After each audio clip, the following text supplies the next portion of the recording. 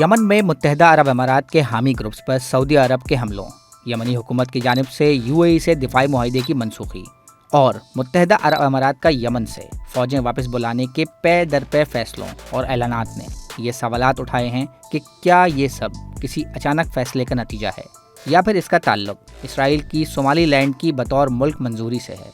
I want you to know that I'm signing now, as we speak, Israel's official recognition of Somaliland. अगर हम इसको wider geopolitical angle से देखें तो Somaliland को हमने देखा कि इजराइल ने अभी 2-3 दिन पहले ही ऑफिशियली रिकग्नाइज किया है और उसकी रिकग्निशन का मकसद ही अगर जियो स्ट्रेटेजिक लेंस से देखें तो वो ये है कि जो इजराइल है उसकी एंट्रेंस हो जाए रेड सी वाले एरिया में और वाइडर इंडियन ओशन में।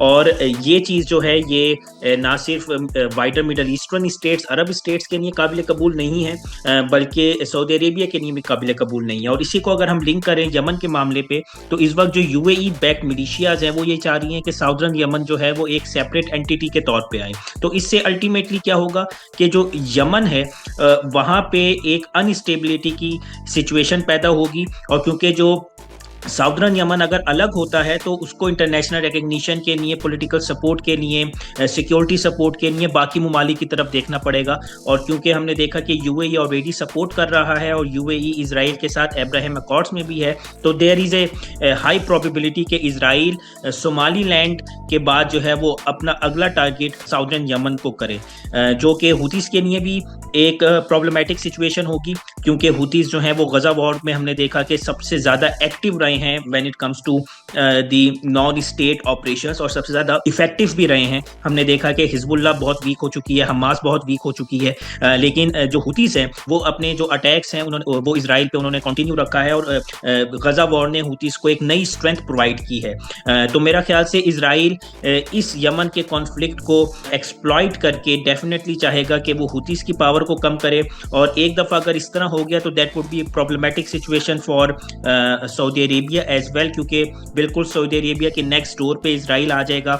और इवेंचुअली अगर ये हो जाता है तो फिर ईरान के लिए भी इसमें काफ़ी मसला है, क्योंकि जितना ईरान इजराइल की एक्सपेंशन को कंटेन करना चाह रहा है तो ये बिल्कुल उसके उलट हो जाएगा। तो डेफिनेटली एक लिंक बनता है इजराइल का सोमालीलैंड को रिकग्नाइज करना। और आज हमने जो देखा कि यूएई बैक मिलिशियाज के खिलाफ जो सऊदी अरेबिया ने कार्रवाई की, I think they are pretty much interlinked with each other. माहिरीन का ये भी मानना है कि अगर इसराइल सोमालीलैंड और जनूबी यमन में अपने पंजे जमाने में कामयाब हो जाता है तो वो बहरा अहमर से बिलउमूम और बाबुल मंदब पर बिलखुसूस हौसियों की बालादस्ती का खात्मा कर सकता है। नहीं, वो सैंडविच तो नहीं बनेगा, क्योंकि जो हुतीस डोमिनेटेड रीजन है उसके नॉर्दर्न साइड पे सऊदी अरेबिया है, साउदर्न साइड पे ये साउदर्न यमन का इलाका है। लेकिन जो एक चोक पॉइंट है बाबुल मंदेब का, वहाँ पे जहाँ से बेसिकली हुतीस जो है वो पूरी अपनी स्ट्रेटेजी डिवाइस कर सकते हैं कि वो इजराइल की जो एंट्रेंस है या इजराइल की जो आउटरीच है उसको रोक सकें